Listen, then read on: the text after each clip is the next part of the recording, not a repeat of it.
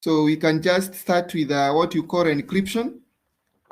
And when you talk about encryption, mostly we talk about creating what you call cryptography.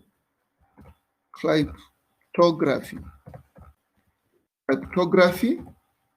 And this is an aspect that where we say we do what you call, we cipher text. So that is one provision. The next provision that you can have, maybe use of firewalls. Maybe if you look at that, we can understand that we have firewalls. And when you talk about firewalls, we always say that these are applications. But these applications that you always have, we should be able to understand that these applications are created on a gateway. They are created on a gateway. So where gateway is provided on a network, and it's a device, because we understand it as a device. It is provided on a network where the function of a gateway is to provide a connection to the external environment. So mostly if you have your own computer and you want to communicate with a server somewhere which is not, which is located somewhere that you cannot see, so you have to look at now connecting it through what you call a gateway. So if you look at the previous installation of network, we were using a hardware to connect it, but nowadays we are using a wireless connection. And when we are using the wireless connection, and I think you know what's the meaning of the word Wi-Fi, my friends. So sometimes you can see a question on that. Have you ever seen a question on that? What is the meaning of the word Wi-Fi? What is the meaning of the word Wi-Fi?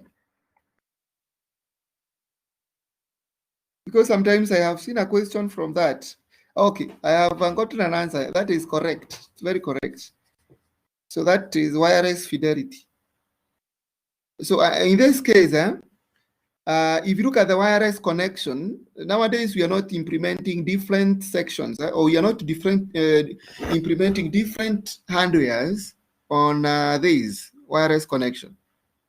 So we always have a wireless device, and then that wireless device, now it has an inbuilt gateway that can allow connection on that. So you can use firewalls. You can install firewalls through operating system. You can install firewalls through systems that we have within the environment. Like now, if you have already implemented a system, you can implement a firewall, or you can install a firewall that can be used in that device. We have another one that we always use, what you call a password. That one, this is a normal one, and we can all say that we are. This is a normal, and we can all say that this is a good provision of security, because sometimes nowadays we have hackers, and those hackers can be able to hack the system. So what are we supposed to do? So in our case, it's good always, and I would urge you to go and read more on securities, because we have a unit called security, a unit. Here we are looking at a subtopic called security.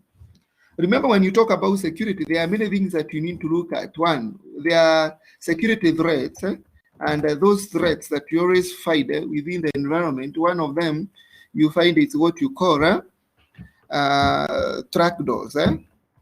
We have trapdoors, or tap. Let me call them trapdoors. Trapdoors. We have hackers. Those are threats. We have hackers. Maybe we have eavesdroppers.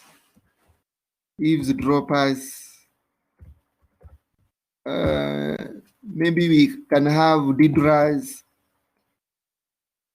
Diddlers. We can have diddlers. Maybe we have what you call cyber stalking. Maybe we have cyberbullying. All these are things that are working within the environment of this, what we are calling network. And if you look at most of these, you must make sure that there is a provision of a good security. And that's why we are saying that security is provided within the environment where we have the network protocol. And the network protocol that you always have is what you call the TCP/IP protocol. The TCP/IP protocol, because everything that we are having, we are implementing it within the TCP/IP protocol. But the main objective, because we can look at the main objective, we have many objectives, but the main objective is to have what you call accuracy of data. So sometimes we use the SIA model, in security. If you are now advancing in security, we use the SIA model. And the SIA model means consistency,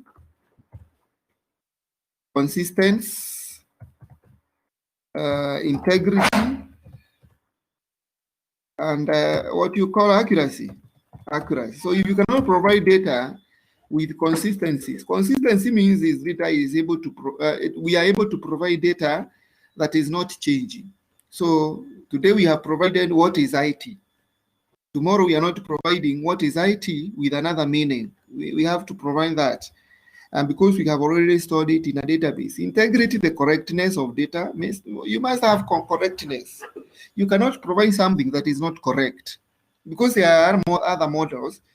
Accuracy, the provision of data that we are having is very accurate in terms of efficiency, in terms of data that we are having within that environment. So that's why we look at a point where in security, we have some issues, and that's why we are saying security issues, and that's why we are saying we need to cover which are these issues that we have. We have common attacks. Which are these common attacks? And we have already talked about some of them. And most of these common attacks that you find within the security, within the network, we look at now wiretapping. And this is very common, my friend. This is very common. Wiretapping, and this is when we listen to a link.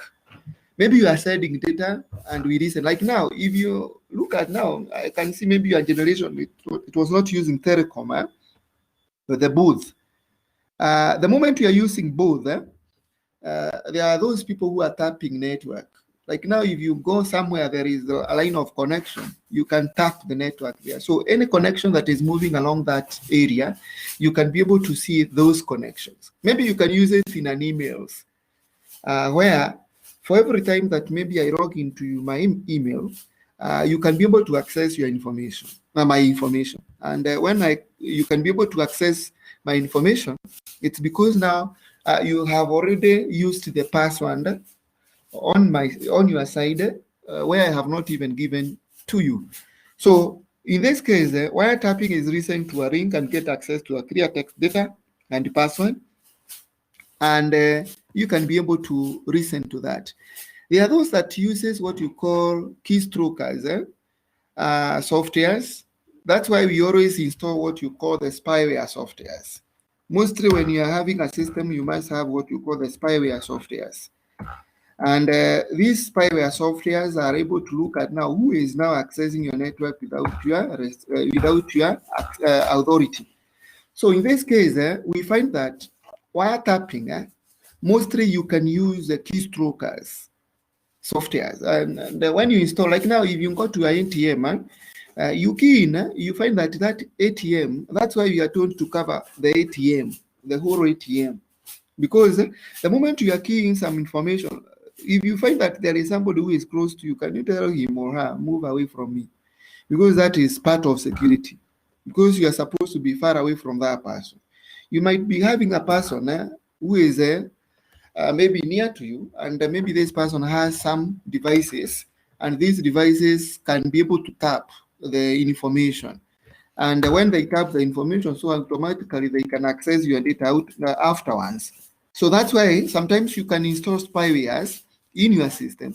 Whoever now accesses the system, you'll be able to see this person is somebody X who accesses the system. But now, if somebody can steal your ID, or maybe can steal your password or credentials, so automatically you'll not be able to know who is that.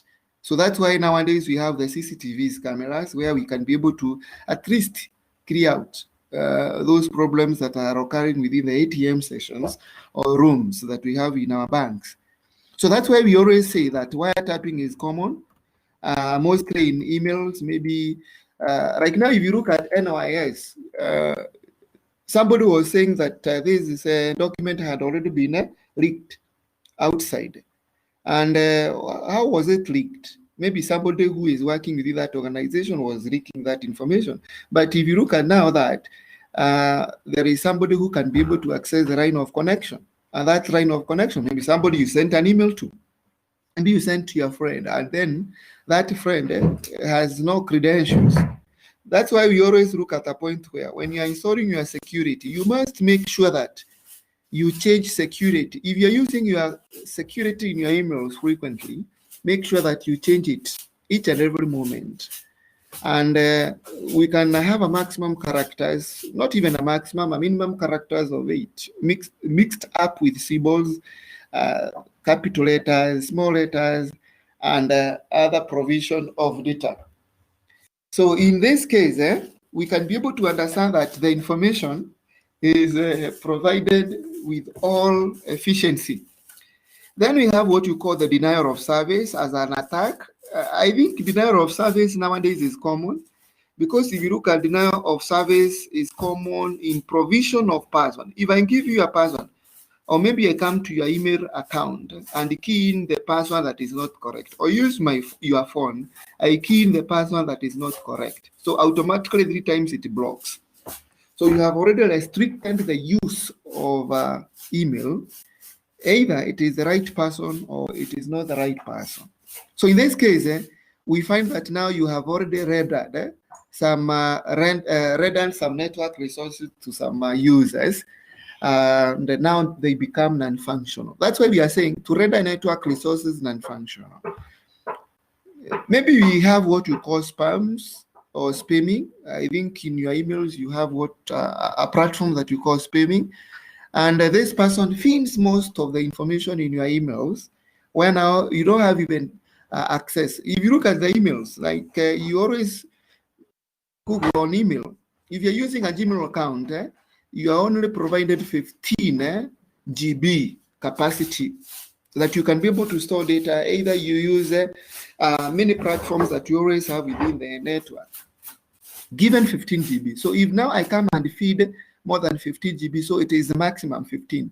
So automatically you cannot send, you cannot receive, you cannot. So you find that now all the messages that has been piled up, they have been rejected within the network communication. So you find that now you have to deny service. This is very common. This is common because if you look at nowadays in banks, somebody can create a Trojan, and when you create a Trojan, maybe this Trojan, it can multiply 50 times in your emails, and you find that now sometimes you will not be able to access your information. So I have seen a Trojan, maybe most of users create, where a Trojan is part of an insecure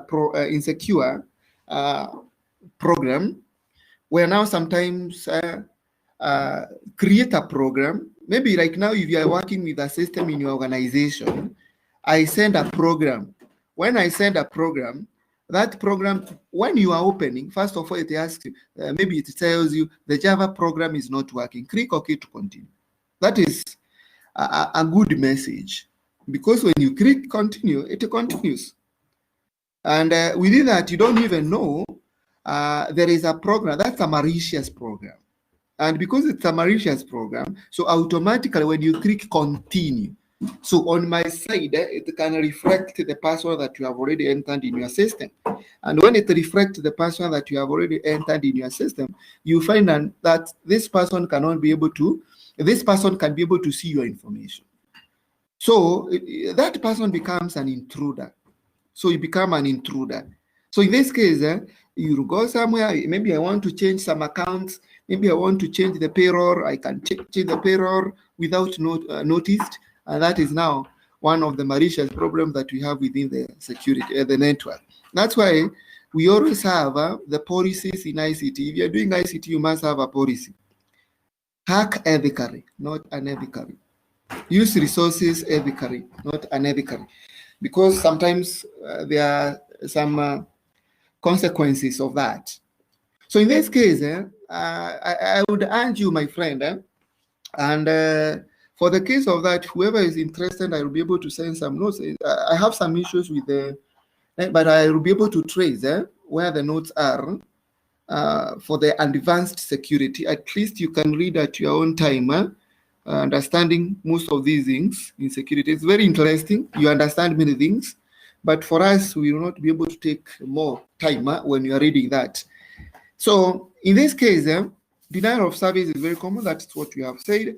Then we have another one that we are calling replaying password, replay of messages to get access to and change information in transit. I would combine this with what you call data diddling. And I think I have said there is what you call data diddling somewhere. Maybe, yes, we have data diddlers. Diddler is a person. So data diddling is a process of now adding some information on your system without the user's consent. So we can always say that it is the same way that when you're saying you replay of message, meaning that this person is now adding some information on your message. It still works together with what you call the eavesdropper. And I think up to now, do you know what is eavesdropping? I think now, okay, we have a new member here who is Jagi Morris. Jagi Morris, welcome. Mushangi Trasisio, welcome. I have good new members here, and you are welcome, my friends. So, do you know what is eavesdropping? Do you know what is eavesdropping?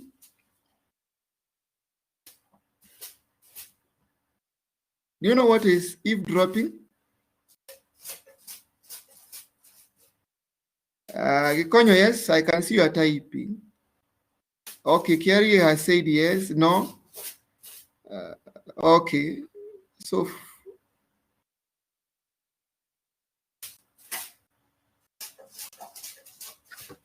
okay, there is something that you're listening. You are not supposed to listen. Okay, Gikonyo, I think maybe it's an issue. Let me correct it. I'm sorry for that. I'm sorry for that. Okay, Gikonyo, I think now it's clear now. Have I solved the issue? Now, Gikonyo, have I solved the issue?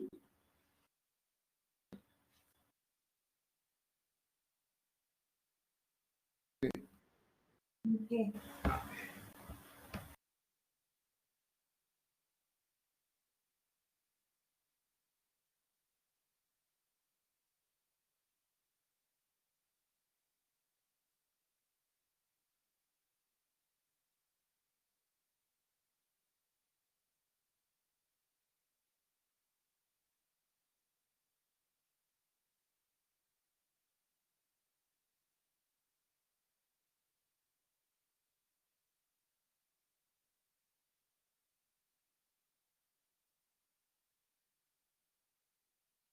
So, Gikonyo, can you hear what you are hearing now previously?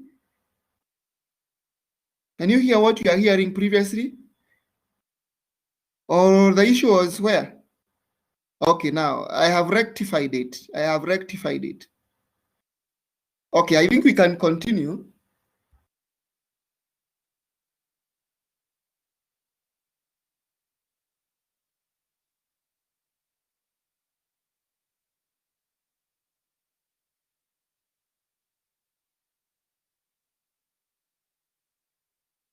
So I think now, if you look at the one eavesdropping, those are people. Eavesdropper is a person, and this person listens to the network. So whoever is sending some information over the network, he listens or she listens. And when he or she listens the information, she can do what, or he can do what you call tapping. And what he or she does is now to take that information for malicious aspect, or might be is taking for his or her own beneficial. So in most cases, when you look at when the time that you are sending some messages, you send some messages, but there is a person who is listening to your message that you are sending. So in that case, you become an eavesdropper. So an eavesdropper is a person who receives some information that is sent by a person over the network. So in this case, we are looking at a point where now some cases now you cannot be able to get some information on that. And if you cannot be able to get some information, it's because it has already been eavesdropped by that person. So you'll be hearing somewhere somebody saying that somebody X was saying this and this, and you wonder, where is this information coming from? I was only hearing or was only sending this information to somebody X. So has it been leaked? So, and whoever is now sending the telling the story about this information that you have is a person who you have not even communicated to. So nowadays in internet, that's why we always say, when you are walking around, make sure that the Bluetooth is off, is completely off, because that is one of the things that you can be able to do what you call eavesdropping. When you are setting, when you are going over the network, when you are on a public, make sure that you switch the Wi-Fi off completely, because sometimes you find that these people can always access your information. So that's why we need to always avoid that scenario. And that's why we are saying eavesdropper can also be organized in this replay of message. Still what you call phishing. And I think you know what is phishing, because when you talk about phishing, is where I trick you. I can tell you, okay, I have seen you are doing this. So it's somebody who is accessing your email, what you are doing with your email. Because if you look at now those people who uses Yahoo account, if you're using a Yahoo account, my friend, you don't have secure. You're not secure, because I can trap through cookies. Remember, we have cookies that you can see everything that is being accessed or being transmitted within the line of communication. So within that case, you can be able to see everything that has to be or that has been communicated within the line. So please, within that, you understand what is phishing. Where now somebody trick you, give me something, because here, like now, if you want to buy a car, maybe outside the country, so somebody comes and trap the information and then say, I have seen you are buying a car in our company. So please, this person is purporting to be. So he is a pretender, pretending to be. So he becomes a squanderer. So you become a squanderer. So this person pretends that he is a general manager of a company, of a Toyota company. And when he or she pretends he is a member of a Toyota company, now he tells you, I can make sure that your car reaches you in 2 days or 2 years or 2 months or according to the time that you have already stipulated in your email. So in that case, you send everything. He tells you to send all the accounts so that now the transaction can be made. Then you send, after sending the information, you find that now everything has been squandered from you. So you find that now you have already been fished. So it is the same way when you're talking about fishing. I think you understand fishing in fishers or those people who do fishing. You don't know whether the fish is there. You just tap. You just guess where maybe the fish is there, and you can tap whatever you want to tap. So maybe sometimes when you're doing fishing, maybe you can come up with a crab. It's not a fish. Will you eat it? You return it to the sea.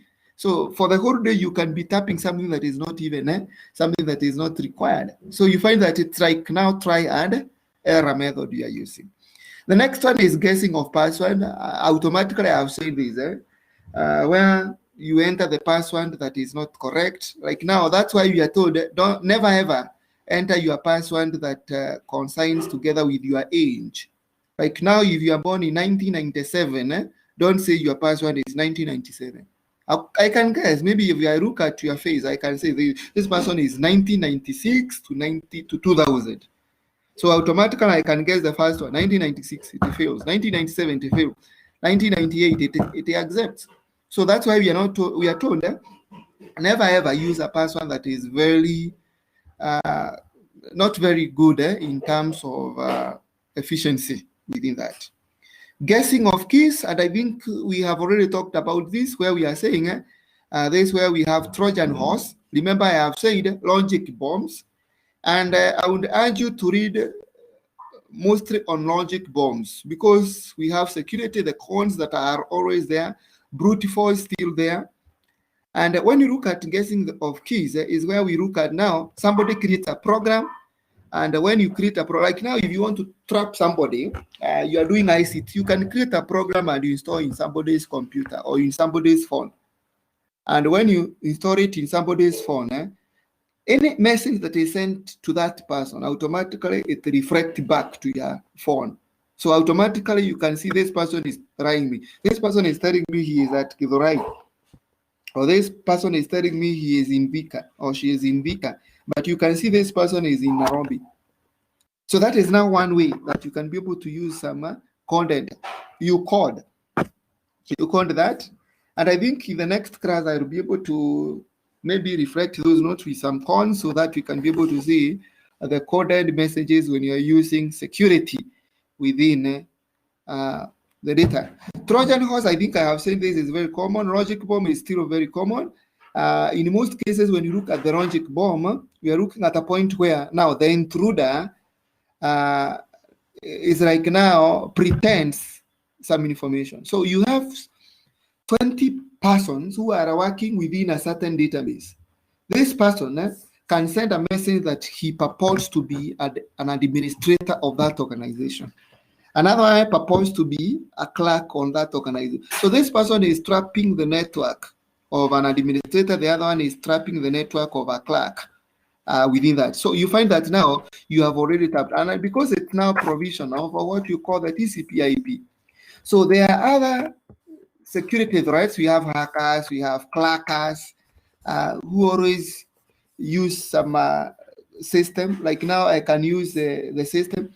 And I know when you're using security, because I am not teaching the advanced security here, we have a software that uses for security, mostly when you want to trap. Like now, maybe if I want to know who killed somebody in 1990 or in 1890, I can be able to trap that.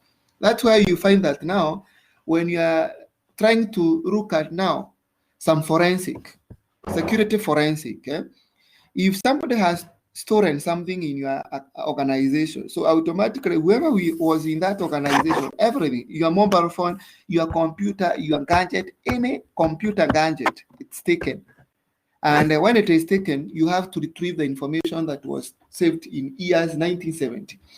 That's why I can urge you, when you're using your computer on a network, make sure that you delete all the histories. Because I don't know whether I can be able to go directly to the histories. And I want to end this class at 9. I have some urgency. Please, you bear with me with that. I will send some questions that you'll be able to answer. I will be able to come back, please. So if you go to the computer security, maybe I go to my Mozilla, and then I go to the history. I can be able to see all the things that I have already worked with. And if you look at, these are all histories that I can see. My friend, this is insecurity. Because if I want to know how many movies have you watched from the date 1 up to today in this month, I can be able to see it very clearly. So that's why we are told, please never ever leave histories. I think I have done a mistake here because I have not deleted this. But because I'm using my own computer here, I am not using it. Remember that in a network, I can still tap your information. Where if I'm using the same network with you, I can be able to see your information very clearly. That is what you call hacking. And I don't want you to do that. I cannot teach you to do that, because when I teach you to do that, I become unethical in my career. So please observe security, and mostly we are observing security because of these malicious people, the intruders, the clackers, and many other people that we have within the environment. So in this case, what are we supposed to do in order to make sure that now we have good security? So for you to have good security, there are various techniques. That's why we are saying, before even thinking about implementing advanced security techniques, because in your organization, you become an IT manager in a certain organization. But now there have been an issue of people stealing some information in your company. Now, what can you do as a manager? That is a challenging question. So ask yourself with that.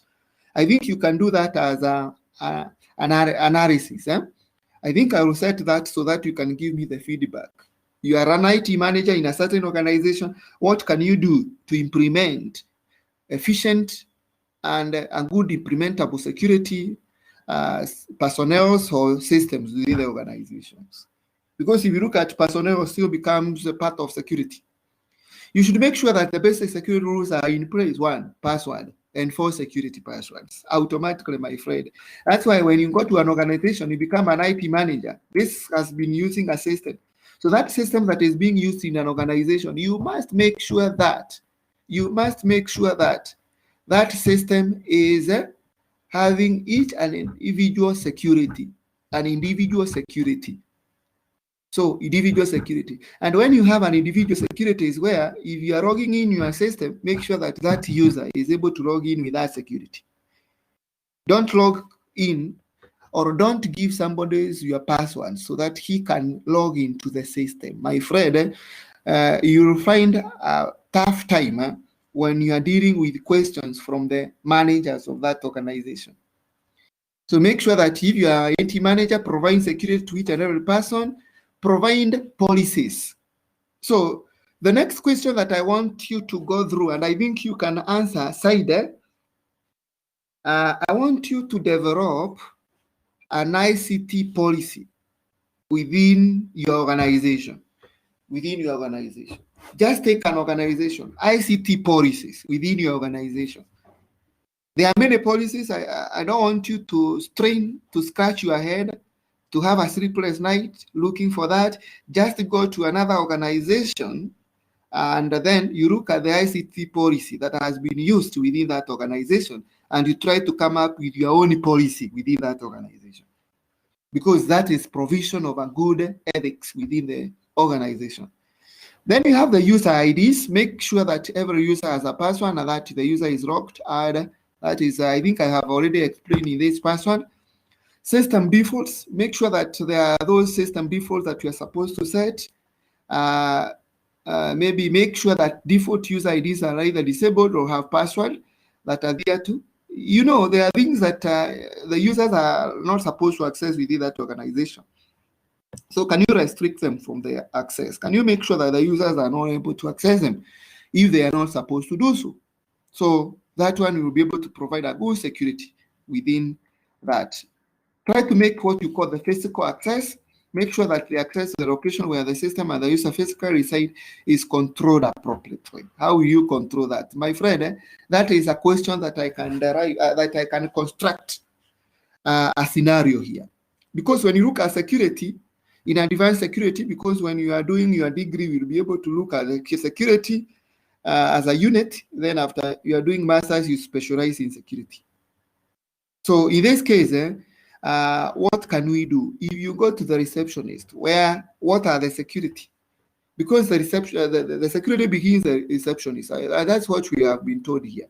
But the only way that you can do is doing what you call the firewall. You create firewalls in your systems. Just create firewalls. Install firewalls. If you are an IT manager in an organization, just purchase them because now you can purchase that. There are other issues that you can. There are other solutions to the issues of insecurity and encryption. So I think if you look at the encryption, everybody knows what is encryption, and when you look at encryption, is creating a cipher text, creating cipher, and I think I have written somewhere cipher text. Cipher text. Not text, text, cipher text. And a cipher text from plain text. Plain text is the text like this. You can see a model, you can see consistency, you can see integrity. But now if I come here and I provide something like maybe this, it's very hard for you to know whether it is integrity or not. That is what you call the cipher text. And I have seen most of it in system passwords. When you're creating password in your systems, so you always create those ciphertext in that. So in this case, today I have members who I have never seen them.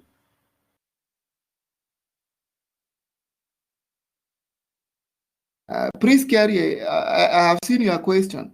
I have seen a situation where you see an interesting advert when you are online, but it's a hacking process. Yes, most of the ads that you find, click this ad to win 20 million. Now you click and you win, my friend, you win negatively. Which of these are the best security mechanisms? Most of them, they are okay because this one is for remote access. When you're looking at this, is for remote access. This is the best in terms of users when you are locking the ports within the switching ports of a switch. So automatically you find that now I can say everything here is okay, because when you look at the shares there, we call it the shell shares host, where we always look at now a point where we are providing a security within the environment that is being communicated. These are models, my friend. So they are models for security. So this becomes model of security. And that's why I'm saying, if you're interested in that, I can give you those notes so that we can be able to read them more in advance on these models, on how we can be able to implement these models. But if you look at most of the networks, they use what you call the switch port securities. Right now, I create the switch port like 41, 404. Maybe if I'm using the Telnet, the shares, and many other that you have. So you find that now, in some cases, we are looking at a point where now you have already provided security within a connection, within a port. And that's why we are saying the switch port security can also be provided using the firewall. And when you are providing using the firewall is when you provide it within the gateway, where the users can be able to look at now the access within it. And when they can be able to see it within the access, they can be able to see that now they have been restricted to do some services within that. So I can say these are models that are mostly used in security, and they are all provided. But if you look at now in a network environment, mostly when you're using some networked communication, you have to look at this. I think this one is used by the Telecommunication Authority in terms of communications in network that you use, maybe Safaricom, Airtime, etc., Airtel, etc., in that connection. So in this case, in some cases, we need to look at now, we have already provided some encryption. So you provide a ciphertext. For you now to change in a mode that the user can be able to understand, you do what you call decryption. You do what you call decryption. So a decryption is a method of making sure that the coded is understood by the human being. Authorization, I think that one is just password, creating some passwords.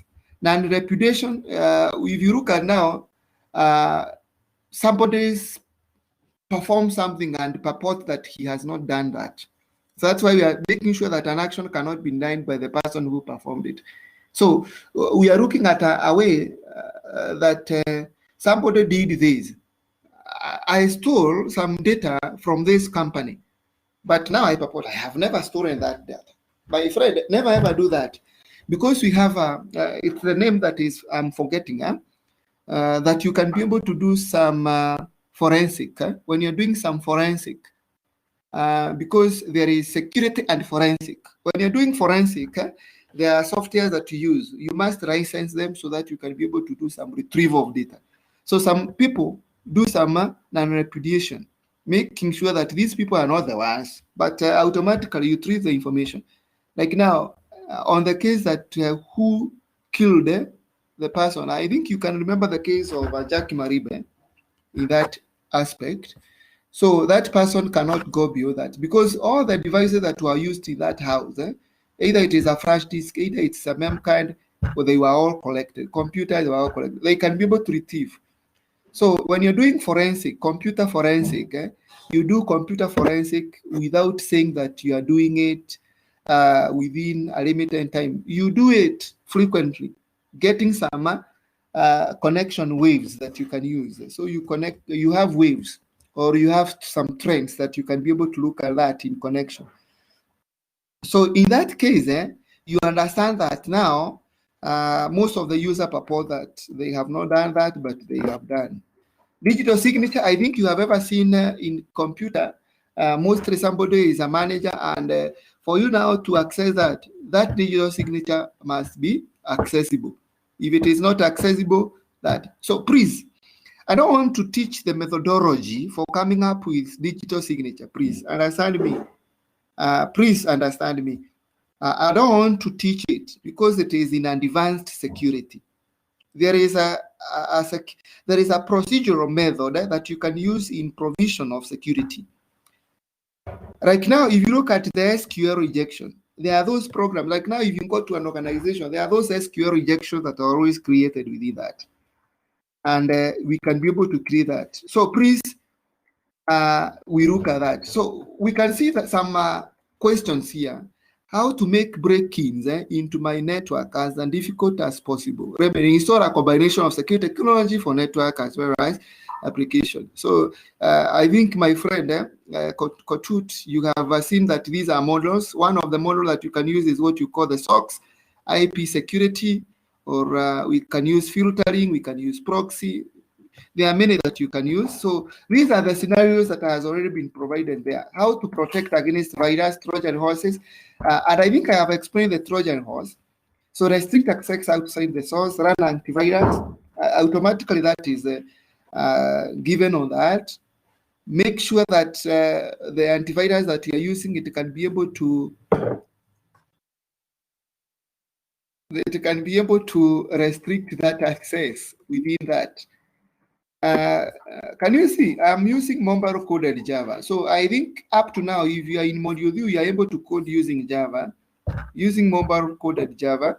So in this case, you can be able to look at now, this Java program is not accessed. Click OK to continue. That is normal because most programs are created using Java. And maybe you can detect that ACLs, I think, if I'm not wrong, my friend has talked about the ACL. That is now the case where we are talking about the ACLs here. The ACL can be used in restricting that. And that's why I've said you restrict where you find that now communication. So remember here we are protecting Trojans, and Trojan, I've said, is when you create a program that purports to be a genuine program. And maybe we can do that. So these are all mechanisms that you can do on a certain scenario. How to protect the improper use of services by otherwise properly authenticated users, server files, etc., using Unix and TFS file system. That one has already been provided on that. Mostly you can use how to obtain information on possible security exposure. That is a threat. And being a threat, sometimes you can be able to retrieve your information from this company directly by such as SAT and your hardware and software vendors. So if you can use some coding, or you can go to http://site organization. Maybe you select the hardware that you are using, and that you can be able to see everything that has to be used on that.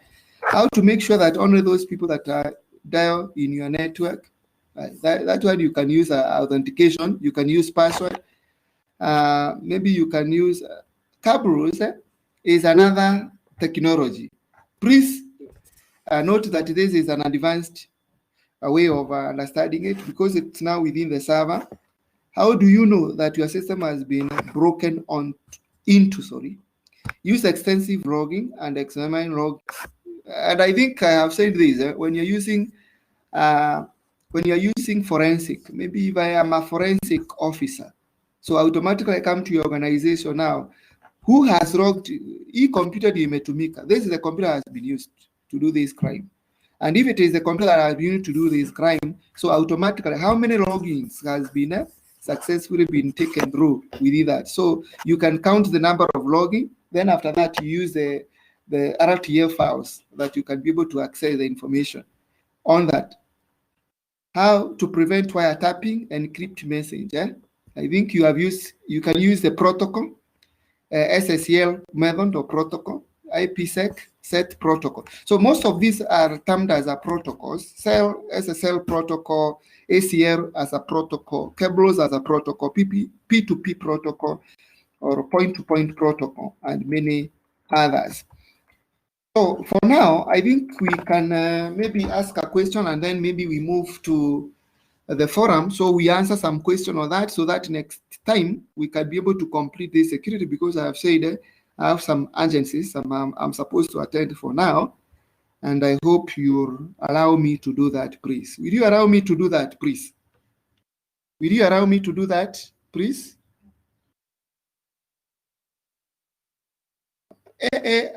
Protocol. Unless I research on this, my friend, I am not able to understand the AA protocol. I will be able to analyze this. I will give you the feedback, or maybe you can try to interpret further, please. I'm not sure about this AA encryption. Or is it asynchronous? Asynchronous. Are you talking about asynchronous encryption? Tutut, Evans, are you talking about asynchronous encryption, please?